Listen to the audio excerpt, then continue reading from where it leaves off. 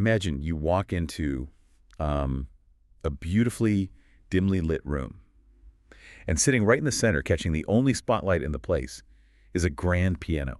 Okay, I can picture that. Yeah, and it's playing a melody you know by heart, like a song that makes you feel incredibly deeply. Maybe it's a piece that always makes you tear up, or, one that makes your heart Like race. a real emotional trigger. Exactly. Mm. So you walk closer, and you're expecting to see this master musician, right? Someone pouring their absolute soul into those keys.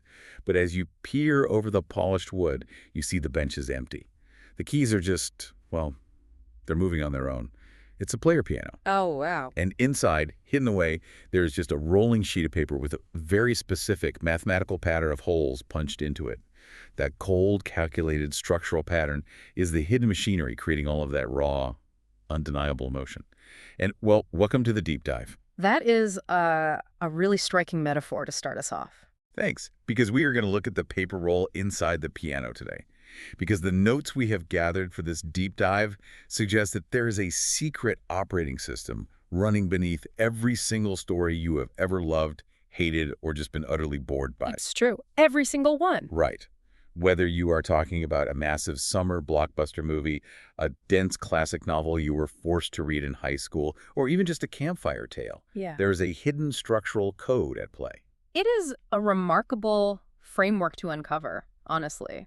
The source material we are unpacking today is a deeply profound piece of literary criticism that maps out the human imagination. Which sounds huge, right? It is huge. It essentially tracks how our storytelling has evolved, shifted, and transformed over the last 15 centuries. We tend to think of storytelling as this purely organic, spontaneous outpouring of human creativity.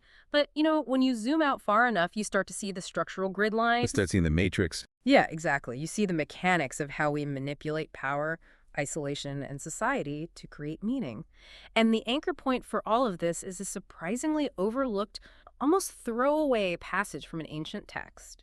We're talking about Aristotle's Poetics. I have to admit, when I was looking through the research on this, I was immediately obsessed with the concept that every protagonist I have ever read, watched, or heard about fits onto a single sliding scale of power. The tier list. Yes, the tier list. But before we get to that scale, I really want to understand where Aristotle fits into this. Because my memory of Aristotle from school is that he was very focused on rules, like on what makes a character good or bad. Well, that is the common interpretation, and our source text argues it's actually a massive mistranslation of his actual intent. Wait, really? A mistranslation? Yeah. In the second paragraph of his Poetics, Aristotle noted that the differences in works of fiction are caused by the different elevations of the characters in them. He said some characters are better than we are, some are worse, and some are on the same level. Okay, that sounds like a moral judgment to me. Right, and for centuries, modern critics read that and assumed Aristotle was being a narrow moralist. They thought he was evaluating whether a character was virtuous or wicked. Judging them on whether they were like a hero who saves kittens or a villain who kicks puppies. Exactly. But let's look at the original Greek terms Aristotle used. He used spoudeos and phallos. These words do not literally mean morally good or morally evil. They carry a figurative sense. They mean weighty and light. Weighty and light, that's totally different. It is. The text we're exploring argues that the true classification of a fictional hero is not based on their moral purity at all. It is based entirely on their power of action. Their power of action. Right. It is a comparison of their capability relative to two very specific things: us, the audience, and the environment the character exists in. That distinction, judging a character by their power of action rather than their morality, that completely reframes how I look at stories. It feels almost exactly like a video game tier list for literature. It really does. If we're ranking characters by how much agency they have over their world, it creates a very rigid hierarchy. So let's walk through what the text calls the 5 modes of fiction, because this is the foundational code, the holes punched into our player piano. Mode number 1 is myth. Where does a mythic hero sit on the tier list? Right at the absolute top. In the mythic mode, the hero is superior in kind, both to us, other human beings, and to the natural environment. Superior in kind. Yes, and the word kind is doing a lot of heavy lifting there. Because they are superior in kind, they are fundamentally not human, they are divine beings, they are gods. A story about this level of hero is a myth in the truest, most ancient sense of the word. So if we're doing the superhero tier list, this is Superman, or maybe Dr. Manhattan from Watchmen. They aren't just strong guys who work out a lot. They are fundamentally different species, operating under entirely different physical laws, completely above the environment. Yeah, exactly. Gravity doesn't apply to them unless they want it to.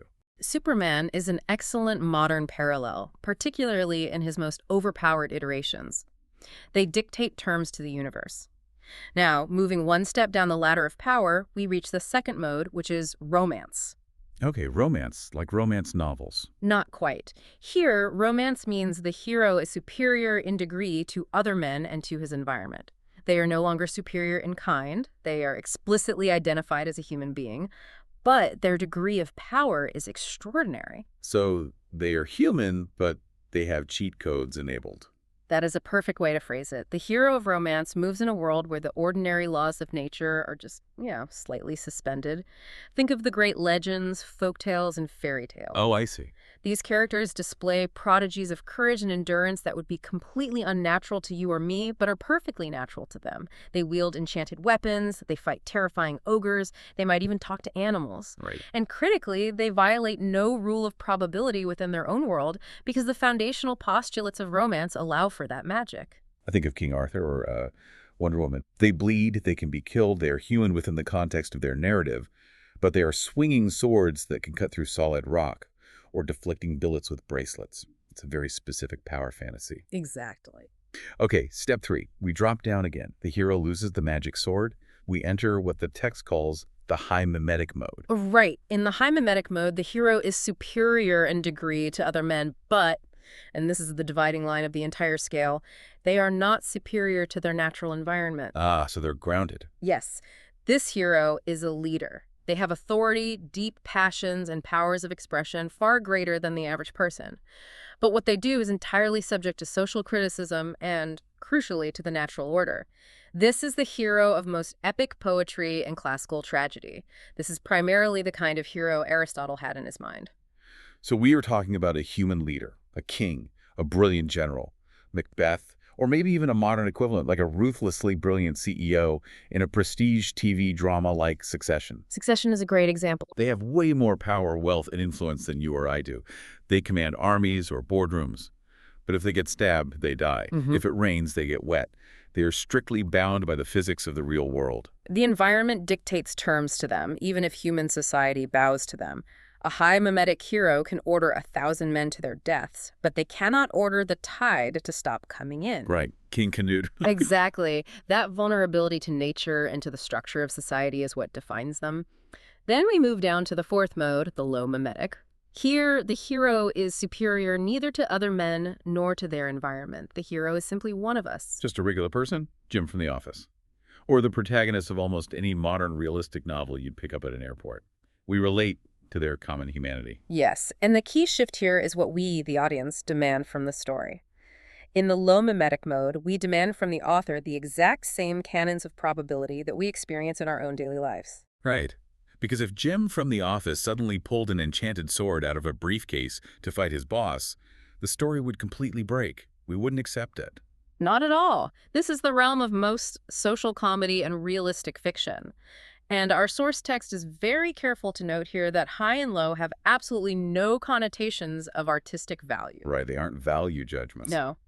A low mimetic story is not worse art than a high mimetic story. They are purely diagrammatic terms describing the power dynamics of the protagonist. It does make the word hero feel a little strange when we get down to this level, though. Yeah. When I think hero, I think of the mythic or romantic modes. I don't really think of a guy struggling to pay his mortgage in a realistic drama. Well, the text actually mentions William Makepeace Thackeray, the author of Vanity Fair, pointing out that he actually subtitled his book A Novel Without a Hero. Oh, that's clever. Which demonstrates Thackeray's brilliant self-awareness regarding the mode he was working in. He recognized how jarring it is to apply a word that was forged in the fires of myth and romance, a word bursting with implications of grandeur and supernatural power, to a protagonist who is just stumbling through middle-class society, trying to survive their own bad decisions and social faux pas. Okay, so we have descended from gods to magical knights to mortal kings to regular guys. That leaves the fifth and final mode at the very bottom of the power scale, the ironic mode. If myth is a god and low mimetic is Jim from The Office, does that mean the ironic mode is watching a cringe comedy where the protagonist just cannot win. That captures the dynamic perfectly. In the ironic mode, the hero is actually inferior in power or intelligence to ourselves. Inferior. Yeah. When we engage with this kind of story, we as the audience have the distinct sense of looking down on a scene of bondage, frustration, or absurdity. Even if we feel that we could find ourselves in that exact same frustrating situation in real life, the situation within the story is being judged by the norms of a greater freedom that we, the observers, possess. We are looking down at them, like bugs in a jar. We know more than they do. We see the trap they're walking into, and they are utterly powerless to stop it. We are the ones with the power now. Precisely. So that's the full scale. Myth, romance, high mimetic, low mimetic, Yeah. ironic, from gods down to bugs. Now here's where this framework suddenly transforms from a neat way to categorize books into a lens for viewing the entire history of human thought. The source material doesn't just list these modes, right? It maps them onto the timeline of Western civilization. This is the grand historical thesis that gives the essay its real weight. If you look over this table of 5 modes, you can observe that European fiction, over the last 15 centuries, has steadily moved its center of gravity straight down the list. We have experienced a slow, methodical, centuries-long descent from the heavens. A 1,500 years sinking feeling. Let's trace this out for the listener because it perfectly frames why the books, movies, and shows we consume today look the way they do, compared to what people were listening to around a fire 1,000 years ago. Let's start at the top. So in the pre-medieval period, the center of gravity for literature was closely attached to myths, Christian, late classical, Celtic, or Teutonic. The stories that anchored those societies were predominantly about divine beings. Pre-medieval literature was myth. Because they needed those explanations. Yes, the culture needed stories that explained the fundamental forces of the universe, and so they created protagonists who embodied those forces. Gods fighting gods. Pure myth. So why did we move away from that? Because society began to organize itself differently. As we move into the Middle Ages, the center of gravity shifts to romance. You have the rise of feudalism, the establishment of the chivalric code, and the dominance of the church. The text notes that romance divides into 2 main forms to serve this new societal structure: a secular form dealing with chivalry and knights errant, and a religious form devoted to the legends of saints. Both of these rely heavily on miraculous violations of natural law, but they are anchored to human avatars. Knights slaying dragons to uphold honor. Saints performing literal miracles to prove the power of faith.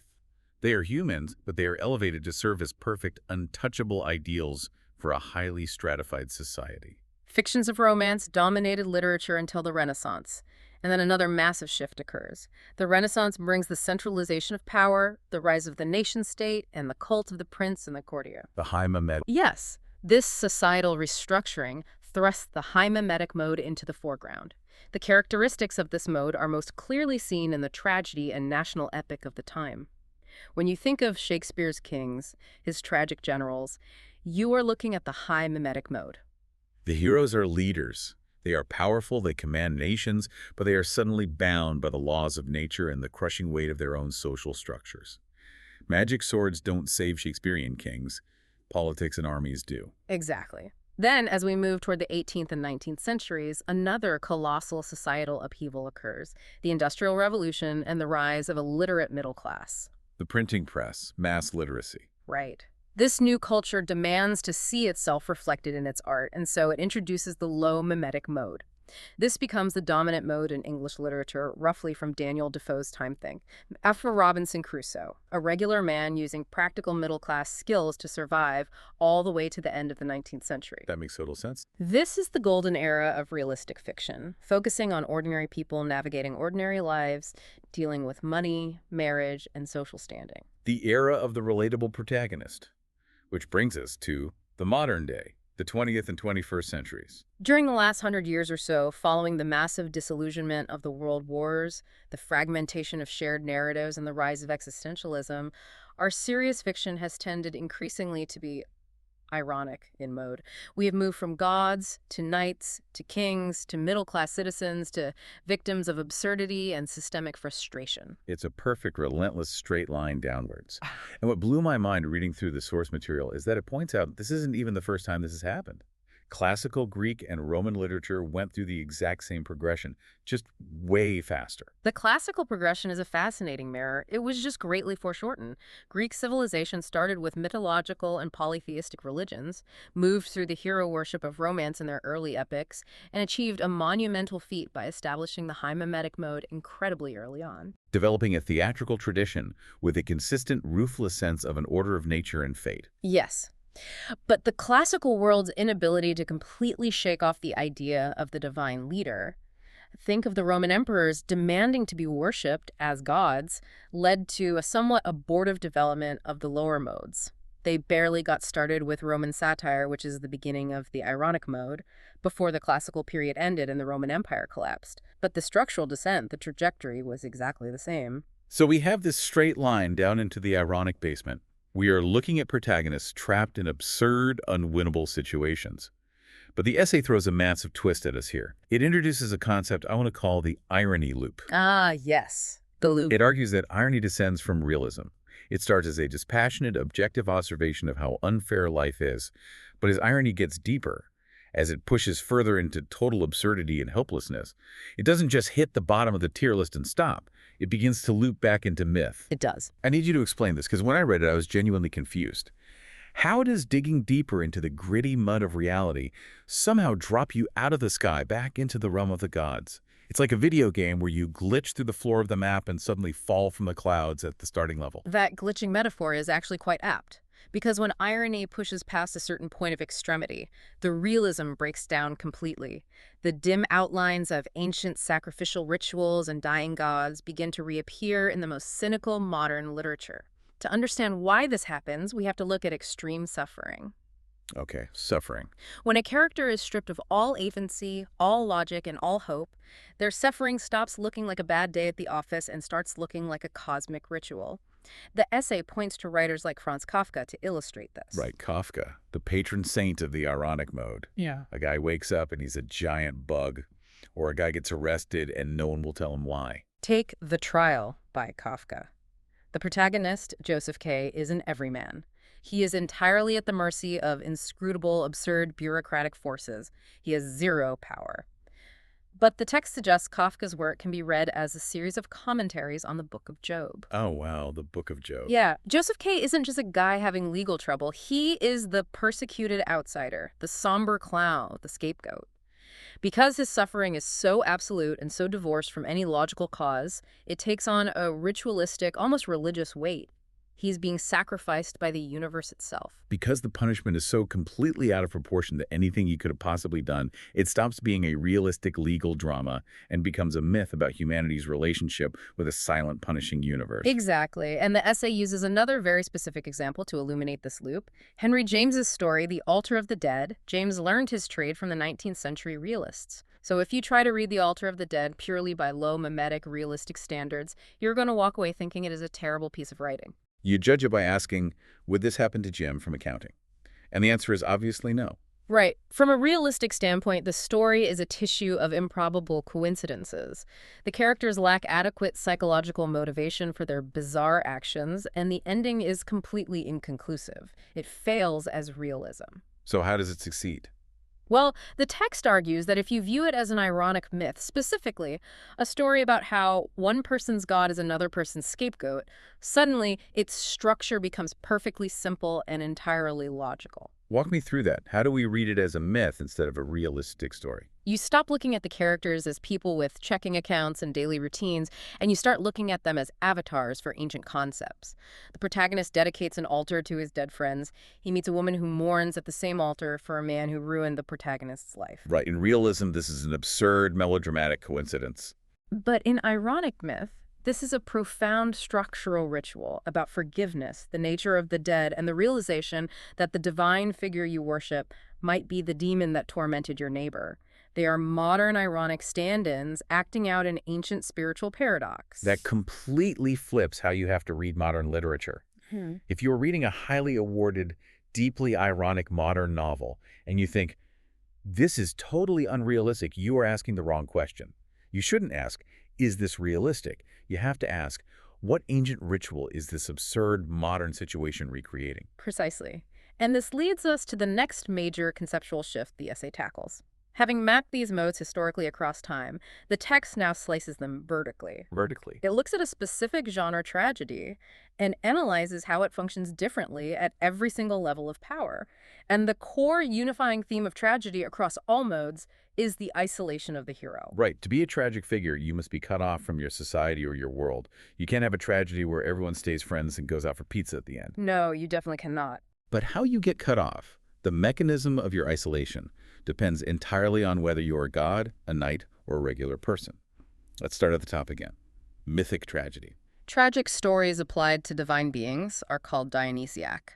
These are stories of dying gods, Hercules poisoned and burning on his pyre, Orpheus torn to pieces by the Bacchantes, Balder, the Norse god of light, murdered by the treachery of Loki. Or Christ on the cross. Yes, Christ dying on the cross, expressing his profound sense of exclusion as a divine being from the society of the Trinity with the words, my God, why hast thou forsaken me?" It's the ultimate isolation. You are a god, and you are dying, and you are entirely alone.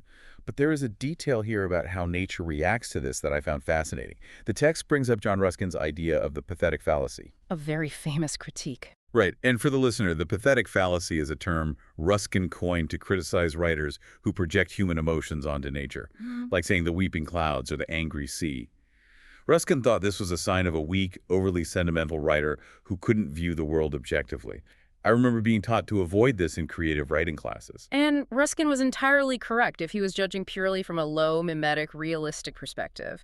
In a realistic novel, clouds do not weep. Right. But the essay argues that Ruskin's pathetic fallacy is not a fallacy at all when a god is the hero of the action. Because a god is superior to nature, often the creator or sustainer of it, the death of a god appropriately involves what Shakespeare called the solemn sympathy of nature. If Christ dies, the sun should go dark. If Balder dies, all of creation should weep. The universe itself is mourning the loss of its creator. Yeah. It's not bad writing. It's the accurate physics of the mythic mode. Exactly. The use of that solemn sympathy in a piece of fiction is a massive structural tell. It indicates the author is deliberately trying to give the hero the overtones of the mythic mode, elevating their death to a cosmic event. Then we move down to romance tragedy. The knight with the magic sword falls. The essay calls this elegiac tragedy. In romance, the hero is still half a god. Much of their life is spent intertwined with nature, with horses, falcons, hounds, and their typical setting is the deep forest or the wild frontier. So they're deeply connected to the earth. Yes. So the hero's death or isolation has the effect of a spirit passing out of nature entirely. It evokes a mood best described as elegiac. A resigned melancholy. It presents a heroism unspoiled by irony. Think of the inevitability in the death of Beowulf, or the treachery in the death of Roland. The focus is not on the gritty horror of dying, but on a diffuse sense of the passing of time, of an old, grand order yielding to a new, lesser one. That makes me think of Lord of the Rings. It's very similar. The text highlights the image of Beowulf looking at ancient stone monuments as he lies dying. The hero's mortality is primarily a natural fact, a final, somber sign of their humanity. It's the sadness of the elves leaving Middle-earth. It's not a violent, ironic, meaningless death. It's a beautiful, sad fading away of magic from the world. But then we hit high mimetic tragedy, the tragedy of the leader. And here the text completely shatters a concept that almost every listener, myself included, probably learned as undeniable fact in high school English class. We're talking about Aristotle's concept of hamartia, which is almost universally translated and taught as the tragic flaw. Wait, hold on. Every English teacher I've ever had told me that the tragic flaw is a moral failing. Hubris, greed, ambition. Macbeth falls because of his ambition. Othello falls because of his jealousy. We are explicitly taught that the hero falls because they have a bad character trait that ruins them. Are you telling me that's completely wrong? How can tragedy not be about morality? The essay makes a compelling, rigorous argument that the moral interpretation is fundamentally incorrect. In high mimetic tragedy, the particular thing called tragedy that happens to the hero does not depend on their moral status. It doesn't. No. Pity and fear, the core emotions Aristotle said tragedy must evoke, often become intertwined with our favorable and adverse moral judgments, but those judgments are not central to the mechanics of the tragedy itself. That feels counterintuitive. Can you give me an example? Let's look at Othello. We pity Desdemona because she is innocent, and we fear and despise Iago because he is purely malicious. Those are moral judgments. But the central tragic figure is Othello himself, and our feelings about him are incredibly mixed. Right. If tragedy was just a bad person getting what they deserve for their moral failings, that wouldn't evoke pity and fear. That would just be a satisfying conclusion. That's just the justice system working properly. If a bad guy robs a bank and goes to jail, that's not a tragedy. That's an episode of Law and Order. Exactly. The text argues that if the hero's fall is causally related to something he has done, the true tragedy lies in the absolute inevitability of the consequences of the act, not in the moral significance of the act itself. Oh, I see. Therefore, Aristotle's hamartia, the flaw, is not necessarily wrongdoing, and it is certainly not moral weakness. The essay defines it brilliantly. Hamartia is simply a matter of being a strong character in an exposed position. An exposed position. That phrase changes everything. So you're saying the tragic flaw isn't hubris. It's literally just the physics of being the boss. That is the perfect analogy. The exposed position is usually the place of leadership. A leader is exceptional, elevated above the rest of society. And because of that extreme elevation, they are profoundly isolated. The high mimetic tragedy is the fiction of the fall of a leader, and they have to fall because falling is the only possible way a leader can be truly isolated from their society. It gives us that curious blend of the inevitable and the incongruous. Yeah. Think about a modern CEO or a president or a head coach. Every single decision they make is scrutinized. If they make one slight miscalculation, the entire structure they stand on can collapse. It's not necessarily that they are evil or morally corrupt. It's that when you are at the absolute apex of the pyramid, the wind blows the hardest. That's beautifully put. One misstep and gravity does the rest. The fall is inevitable because of the structural isolation of leadership. And that dynamic contrasts sharply with the next level down. Low mimetic tragedy, the tragedy of the ordinary person. Here, pity and fear are not purged through a grand, sweeping fall from a throne. They are communicated externally as raw sensations. The most accurate word for low mimetic tragedy is pathos. Pathos, the direct appeal to our sympathy. Pathos presents its hero as isolated by a weakness that appeals to our sympathy precisely because it is on our own level of experience. The central figure of pathos is never a grand leader. It is someone deeply vulnerable. Who usually fills that role. Historically in literature, the text notes this was often a woman or a child. Think of the endless procession of pathetic, vulnerable female sacrifices in 19th century fiction, like Thomas Hardy's Tess of the D'Urbervilles or Victor Hugo's Fantine in Les Miserables. They aren't falling from a great height. They're just being crushed by the weight of society on the ground level. And the text notes a specific mechanism here, right? Pathos is increased by the inarticulateness of the victim. Yes. The inability to express their suffering grandly is key to the low mimetic mode. High mimetic heroes get soaring, poetic, blank verse soliloquies as they die. Hamlet gets to philosophize about the nature of existence with his dying breath. Right. Low mimetic victims do not get that luxury. They often suffer in silence or express themselves inadequately. The text mentions William Wordsworth making a grieving mother speak in a flat, dumpy, almost awkward style. Awkward. Yeah, because pathos relies on a failure of expression. If a regular person starts monologuing perfectly about their pain, the realism breaks. Highly articulate pathos quickly turns into a factitious appeal to self-pity or cheap tear-jerking. It's the difference between watching a Shakespearean king give a beautiful speech about betrayal and watching a realistic character just weeping silently into their hands at a kitchen table. We feel different things. The silence is what makes the pathos work. Exactly. But then we reach the bottom of the tragedy scale, ironic tragedy. And this brings us to one of the most chilling but uncomfortably accurate insights in the whole deep dive. If the entire engine of tragedy is about isolating the hero, what happens when we reach the ironic mode? Remember, this is the bottom of the barrel where we, the audience, are already looking down on the characters. Right. Tragic irony becomes the study of tragic isolation itself, stripped of any special case or grand narrative. The ironic hero doesn't need a grand hamartia or a pathetic, relatable obsession. They are just somebody who gets isolated. Period. And the central organizing principle here is arbitrariness. It's random. Whatever exceptional, terrible thing happens to the ironic hero should be causally completely out of line with their character. In classical tragedy, the catastrophe is plausibly related to the situation. The king makes a bad choice, the kingdom falls. Right. In irony, the victim is just unlucky. They are selected at random by a chaotic universe. They are no more deserving of catastrophe than anyone else walking down the street. If there is a reason they were chosen, it's a terrifyingly inadequate reason that raises far more objections than it answers. Which gives rise to a very specific ancient archetype that dominates modern storytelling. The pharmakos. The pharmakos, or the scapegoat, the typical random victim. We see this figure everywhere in domestic tragedy as it deepens into irony. We see it in Hester Prynne, in The Scarlet Letter, in Herman Melville's Billy Budd, in endless stories of persecuted minorities or artists cast out by bourgeois society. The text says something about the pharmakos that feels like a massive paradox. It says they are neither innocent nor guilty. How can a scapegoat be both? It requires holding two conflicting realities at once. They are innocent in the sense that what happens to them is far, far greater than anything they have done to provoke it. Okay. The essay uses a brilliant metaphor here. It is like a mountaineer whose shout brings down an avalanche. The shout itself did not possess the destructive, crushing power of the avalanche. The environment did. The mountaineer just triggered it. That makes sense.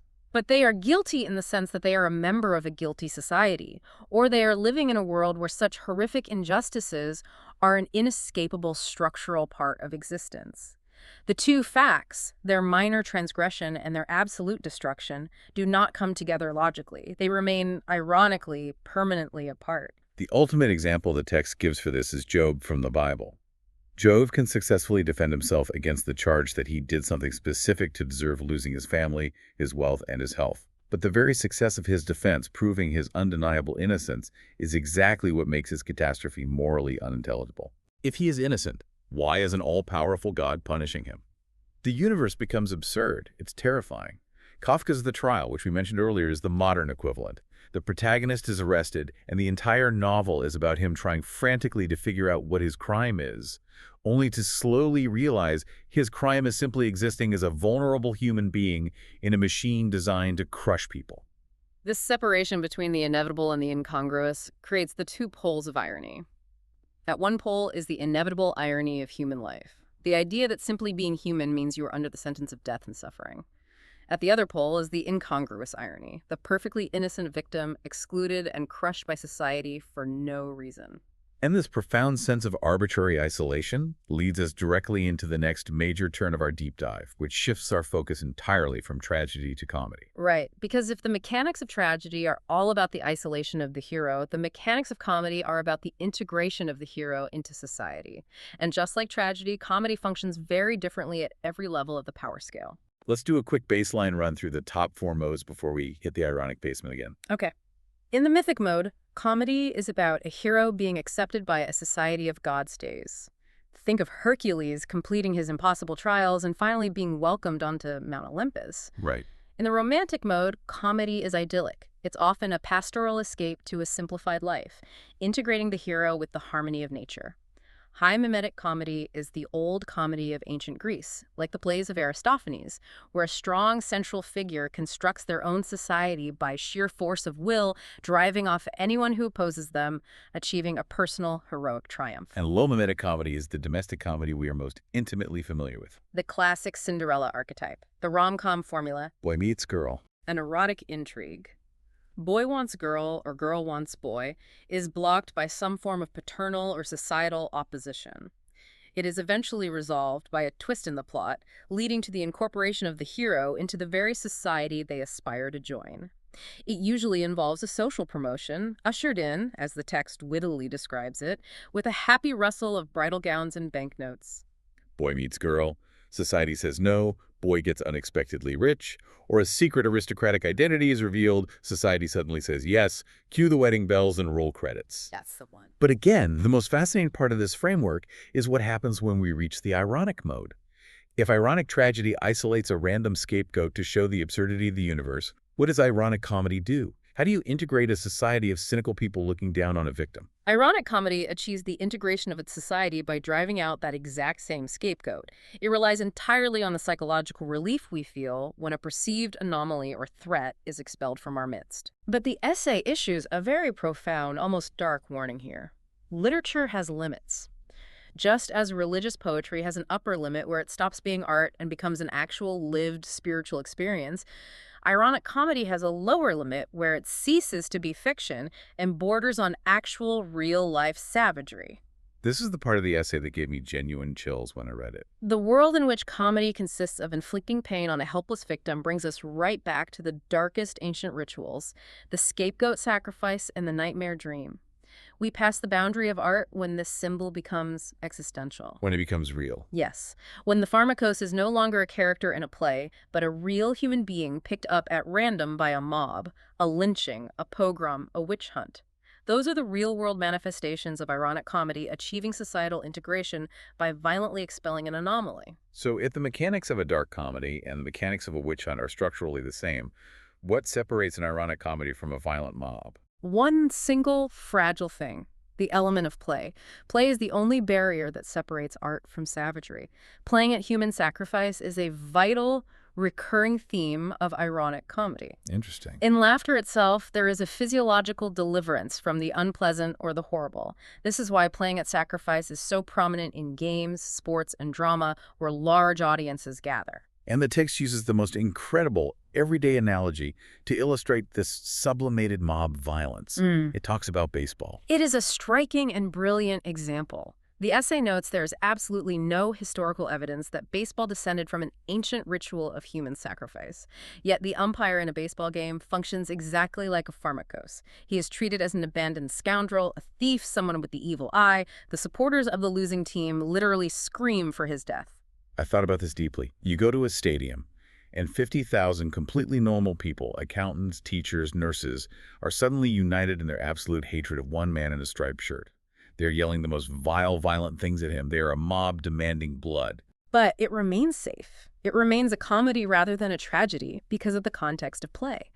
As the text vividly puts it, at play, mob emotions are boiled in an open pot, the steam escapes harmlessly into the air, the umpire goes home after the game. Right. In a real lynching mob, those exact same emotions are trapped in a sealed furnace of self-righteous moral virtue, and they explode into actual violence. The gladiatorial combat of ancient Rome was perhaps the most concentrated demonic parody of drama, where the audience had actual life-or-death power over the victim. The wall of play was breached. So we use ironic art and sports to safely exercise our darkest, most savage mob instincts, to boil the pot with the lid off. And the essay argues that this psychological need for a safe scapegoat ritual explains the immense, enduring popularity of a very specific modern literary genre, the detective story. The fact that we are currently living in an ironic phase of literature largely accounts for the absolute dominance of the murder mystery. Think about the formula of the classic detective story. A brilliant manhunter locates a pharmakos, the murderer, and gets rid of him, thereby restoring order to a shaken society. Wait, so when I'm curled up on the couch on a Sunday afternoon watching a cozy British murder mystery, drinking tea, I'm actually participating in an ancient, sublimated ritual of mob violence and human sacrifice. In a structural psychological sense, yes, that is exactly what you're doing. The detective story begins as an intensification of the low mimetic mode. It sharpens our attention to hyper-realistic, mundane details until a piece of trivia, like a train ticket or a muddy boot, leaps into mysterious significance. Magnifying glass. Right. But as the plot develops, it moves steadily toward a ritual drama revolving around a corpse. A wavering finger of societal condemnation passes over a group of suspects gathered in the drawing room and finally, satisfyingly, settles on one. The scapegoat is chosen. The anomaly is identified. And the sense of the victim being chosen by a lot or by the arbitrary rules of a game is very strong here. Because the case against the murderer in a classic whodunit detective story is usually only plausibly manipulated by the author? What do you mean by that? If the crime were truly inevitable based on the character's profound, tragic psychological depths, we wouldn't have a puzzle mystery. We would have tragic irony, like Dostoevsky's Crime and Punishment, where we know who did it from the start and we watch their soul decay. Ah, okay. In a mystery, we need the satisfying click of the puzzle solving, which allows society to point the finger, expel the anomaly, and return to normal. The essay points out that the detective story essentially merges into melodrama. It says something about melodrama that I want to unpack carefully because it's intense. It says that if we took melodrama seriously, it would be advanced propaganda for the police state. How does a mystery novel lead to a police state? It comes down to the underlying logic of the genre. Melodrama relies on two very specific themes: the triumph of pure moral virtue over pure villainy, and the consequent idealizing of the moral views held by the audience. Black and white morality. Yes, melodrama presents a simplified world where the enemy of society is a clearly defined, inherently evil person who is somehow outside that society's norms. And the logic dictates that simply getting rid of that one person solves the entire systemic problem. That is the exact functional logic of the police state regularizing mob violence against designated villains to maintain a terrifying order. But again, we don't take it seriously because of the protecting wall of play. We know it's a genre. We hiss at the villain with an air of condescension. We're playing a game of cops and robbers. Yeah. We don't actually believe society's problems are solved by arresting the guy in the black hat. Precisely. And as ironic comedy matures and becomes more self-aware, it turns its lens away from the melodramatic external villain and starts to define the enemy of society as a spirit within that society itself. It looks inward. It moves toward true comic irony or satire. It begins to ridicule the audience's own desire for cheap sentimentality. It portrays a chattering monkey society devoted to snobbery, slander, and arbitrary rules, where the characters who are excluded from the society, the outcasts, are the ones who actually hold the sympathy of the audience. We end up sympathizing with the outcast against the mob. We realize the drawing room society is the real villain. We have completely flipped the script. Yeah. Okay, this has all been mind-blowing, but so far we have only been talking about the internal world of the story, the characters, the plots, the victims. We need to pull the camera back now. What about the person typing the story? If the hero goes from a god to a scapegoat, does the author's ego shrink right along with them? This brings us to the thematic modes. The author steps into the light. The essay draws a vital foundational distinction here between the internal fiction and the external fiction. Aristotle listed 6 aspects of poetry. The 2 we are concerned with for this framework are mythos and dianoia. Mythos and dianoia. Mythos is the plot, the internal fiction of the hero and their society. It's what happens. Dianoia is thought or the theme. It is the external fiction, which is the relationship between the writer and the writer's society. So if I'm reading a book, the mythos is, how is the hero going to defeat the dragon? And the dianoia is, what is the author trying to tell me about courage by writing this? Exactly. Every single work of literature has both plot and theme, but the emphasis constantly shifts depending on the work. If you are reading a thriller novel, you ask, how is this story going to turn out? That's a plot-heavy question. But if you read an essay or a philosophical poem, you ask, what is the point of this? That is a theme-heavy question. Makes sense. The text gives a great comparison. Henry Fielding's The History of Tom Jones, a Foundling, is a novel named purely after its plot. Jane Austen's Sense and Sensibility is named purely after its theme. Some works lean heavily on the fiction, like Homer's epics, where the poet disappears entirely into the action of the story. Other works, like an opinion column or a lyric poem, lean entirely on theme, where the author is directly communicating an idea to you. And thematic writing, the text argues, swings like a pendulum between 2 massive poles, the episodic and the encyclopedic. Let's define those for the listener. What is episodic thematic writing? The episodic tendency is when the poet writes as an isolated individual. They emphasize the separateness of their personality and the distinctness of their personal vision. This produces lyrics, personal essays, epigrams. The forms tend to be brief and discontinuous. It is a flash of individual insight. So episodic is the poet singing alone in their room about a specific flower they saw. What about encyclopedic? The encyclopedic tendency is the exact opposite. It is when the poet devotes themselves to being a public spokesman for their entire society. The poet's knowledge comes to articulation for the benefit of the culture as a whole. This produces massive epics, didactic educational poetry, scriptures, and vast compilations of myth. Traditional tales stick together over time to form encyclopedic aggregates.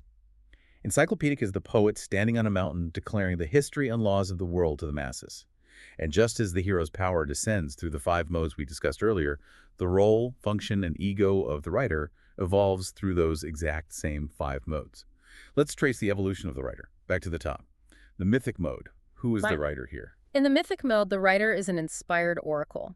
Their social function is ecstatic and revelatory. They do not claim to be inventing the story. They are an instrument revealing the will of a god. An instrument? Yes. The visionary function of the poet is to speak for the divine, often through specific, brief oracular pronouncements, which is the episodic side, which over time gather into a single, massive encyclopedic form, like a sacred scripture. The writer's ego is at absolute zero here. They say, I'm just a vessel, I'm not a genius, the gods are just using my mouth.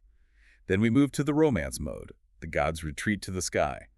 What happens to the writer's ego? The poet becomes definitively human, and their primary function shifts from divine prophecy to cultural memory. The text notes that in Greek myth, memory is literally the mother of the muses. The poet in the age of romance is the remembering minstrel. The minstrel. They must unlock their word hoard of traditions, memorize lists of kings, charms, and great tribal deeds. They are often wandering nomads, the blind Greek minstrel, the Celtic bard, the troubadour. Their central episodic theme is the boundary of consciousness, the magical threshold passing from the world of memory into the world of lived experience. They are the keepers of the lore. They don't invent, they remember. Then society settles down. We hit the mimetic mode. Capitals are built, courts are established. The writer changes again. Who are they now? The high mimetic writer is the courtier. The centrifugal perspective of the wandering minstrel is replaced by a centripetal gaze.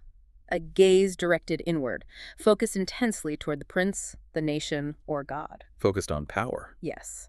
The poet is a counselor, a public orator, a master of social decorum.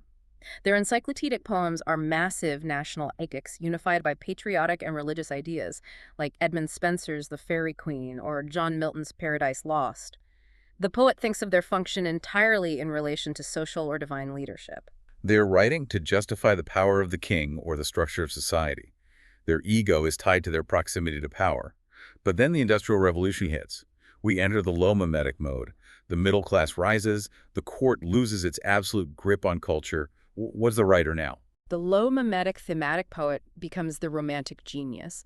Because this era deals with an intensely individualized mercantile society, the analogy of myth becomes an act of individual creation.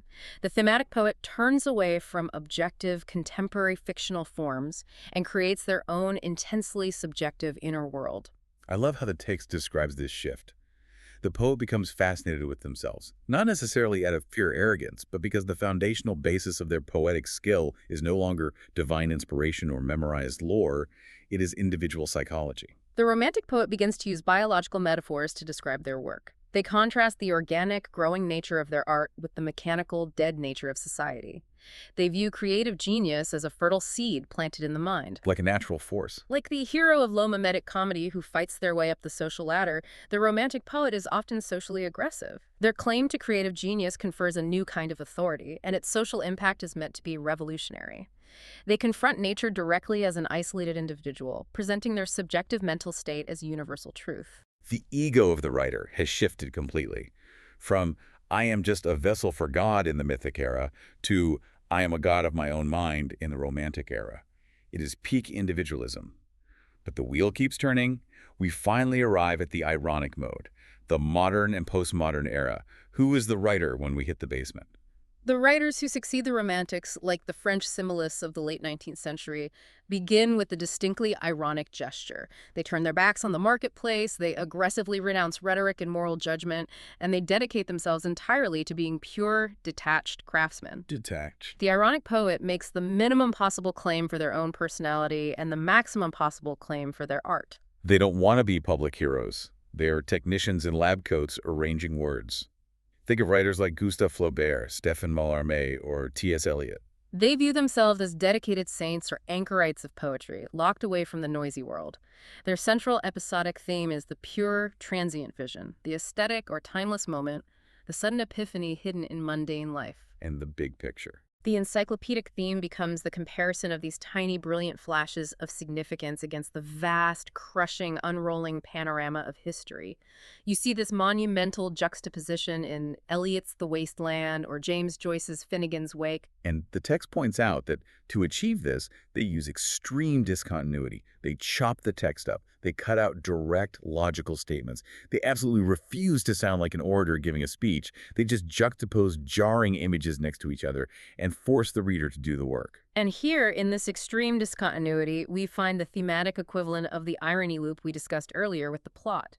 Just as ironic, absurd plots loop back to resemble ancient myth, these detached, ironic craftsmen loop back to resemble cryptic oracles. By trying to be so objective, so devoid of personal ego, and so totally anti-rhetorical, they end up writing poetry that is so discontinuous and cryptic that they sound exactly like ancient prophets babbling in a trance. It is a profound structural inevitability. And this return to the oracular is almost always accompanied by cyclical theories of history, which provide a philosophical rationalization for the idea of a return. You see Arthur Rimbaud trying to systematically derange his senses to make himself a reincarnation of Prometheus. Wow. You see Rainer Maria Rilke listening tensely to a terrifying oracular voice within him. You see W.B. Yeats proclaiming that a 2,000-year cycle is ending and a terrifying new Western cycle is beginning. And the text mentions Joyce using Viconian theory. I need you to explain that because that's a heavy piece of jargon. Yeah. What is Viconian theory and how does Joyce use it to loop back to myth? It refers to Giambattista Vico, an 18th century philosopher who theorized that human societies do not progress in a straight line, but rather cycle through distinct ages. The divine age, ruled by gods. The heroic age, ruled by nobles. And the human age, ruled by the people. Okay. Which eventually devolves into chaos, causing the cycle to begin all over again with a thunderclap that terrifies humanity back into fearing the divine. Wait, divine, heroic, human. That maps almost perfectly onto our mythic, romantic, and low mimetic modes. Exactly. Vico essentially mapped the same historical loop centuries earlier. James Joyce took Vico's cyclical theory and used it as the literal architectural blueprint for Finnegan's Wake. That's incredible. Joyce viewed our modern hyper-ironic age as the chaotic end of a Viconian cycle, a frustrated apocalypse that is actively looping back to the terrifying thunderclap of the beginning. The ironic technician, by pushing his craft to the absolute limit of complexity, circles all the way back to become the ecstatic oracle of a new divine age. It is a breathtaking synthesis of history, the entire evolution of human thought wrapped up in how we tell stories. But the essay leaves us with a critical warning, which we really need to cover. What happens when we forget that this is a player piano? What happens when we forget that these structural modes are just literary conventions and we mistake them for reality? The text warns against a very specific cognitive error, mistaking a literary form for a universal truth of life or thought. It calls this error existential projection. Existential projection. It occurs when a writer or a reader imposes a specific mythical form on their work or their worldview, and then starts to genuinely believe that the philosophy generated by that form is the ultimate objective truth of the universe. The essay gives two brilliant contrasting examples of this. Thomas Hardy and George Bernard Shaw. They both wrote around the year 1900, and they were both deeply interested in the theory of evolution, which was the dominant intellectual paradigm of their time. Let's look at Thomas Hardy first. As a novelist, Hardy found that his specific creative talents were most successful when he wrote in the mode of tragedy. Therefore, his works like Jude the Obscure or The Mayor of Casterbridge are inevitably full of gloom, relentless catastrophe, and final scenes where characters remark on the sternness of necessity and the inescapable, crushing nature of fate. Right. These sentiments are structurally required by the dianoia, the theme of tragedy. If you write a tragedy, the universe has to be punishing. But then Hardy made the mistake of existential projection. Yes. Hardy the writer projected this literary requirement into a personal philosophy. He began viewing the actual scientific theory of evolution in terms of a stoical meliorism, an activity of blind chance and uncaring natural forces where individual human life is entirely expendable and meaningless. He wrote tragedies, so he assumed the actual universe was a tragedy. He put on dark glasses and forgot he was wearing them. Conversely, look at George Bernard Shaw. Shaw wrote comedies. The structural mechanics of comedy require happy endings, societal integration, the overcoming of obstacles, and the beneficence of providence. So what did he do? So Shaw took the exact same concept, evolution, and projected a philosophy that was entirely creative and optimistic. He viewed evolution as a life force leading to revolutionary politics, constant improvement, and the eventual advent of Superman. He wrote comedies, so he assumed the universe was a comedy constantly fixing itself. But as the essay bluntly states, neither Hardy nor Shaw are substantial philosophers. They are masterful craftsmen of their respective literary modes. Their grand philosophies are merely the elongated shadows cast by the structural forms of tragedy and comedy. The elongated shadows. The poet never truly imitates life or objective thought. They only impose a specific literary form upon them. The imitation of nature in fiction does not produce truth or reality. It only produces plausibility within a specifically chosen mode. If we pull this out of the 1900s and connect this to our listeners' daily lives right now, this is incredibly profound. Think about how you consume information every single day. Think about your media diet. It applies perfectly. When you read a doom and gloom political article that perfectly aligns every single global event into a neat narrative of inevitable societal collapse, you have to take a step back and ask yourself, am I learning about objective reality, or am I just being swept up by the existential projection of the tragic mode? Is the author just writing a high mimetic tragedy disguised as journalism? That is the perfect modern application of this theory. And the exact same skepticism must be applied to the other end of the spectrum. When you read purely optimistic, toxic positivity self-help books, or narratives from tech billionaires promising that software will painlessly solve all human suffering, Right. are they reflecting reality? Or are they trapped in the existential projection of comic integration? Recognizing these modes gives us a vital critical distance. It shatters the naive illusion that art, journalism, or narrative is just a clear, unblemished mirror reflecting reality. Narrative only reflects the mode it is currently operating within. It gives you the power to see the code on the player piano. You stop just feeling the music and you start seeing the math. So let's summarize this incredible sweeping journey. We started with gods, superior in kind, operating above nature. We moved to magical knights, superior in degree. We descended to human leaders, powerful but bound by gravity and social structures. Down into realism. We dropped down to ourselves, the common humanity of realism. We fell further into the ironic basement, looking down on the random scapegoats and victims of an absurd universe. And then, miraculously, through the sheer extreme depth of that irony, the floor gave way and we looped right back around to the solemn rituals and dying gods of myth. The center of gravity of our storytelling has traversed the absolute entirety of human experience, from the divine to the demonic, and found that the map is a sphere. They connect at the extremes. Which leaves us with a final provocative thought for you, the listener, to take away and mull over. If the last 100 years have been dominated by the ironic mode, the age of the random scapegoat, the obsessive detective story, and the detached cryptic craftsman, and if Vico and Joyce in this essay are right that we are currently glitching through the bottom and circling back to myth, what does the new myth look like right now? That is the most vital question we can ask about our current cultural landscape. If the ironic loop is completing its cycle, we should be seeing the active emergence of new, seemingly absurd but functionally religious or mythic narratives. Think about the age we live in, the age of the internet, artificial intelligence, and entirely fragmented realities.